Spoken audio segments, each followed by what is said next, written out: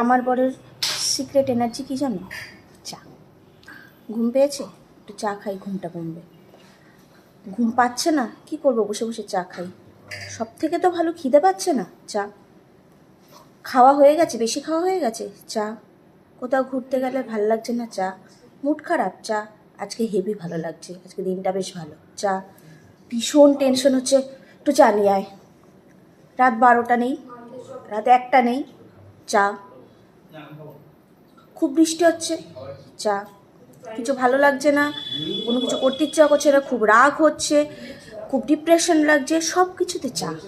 চা হলো আমার পরের প্রথম ভালোবাসা। মাঝে মাঝে তো মনে হয় শেষ ভালোবাসাও চাই। মাঝখানে আমি কোনো একটা কোনো একটা জায়গায় আমি একটা পড়ে রয়েছে, এই আর কি।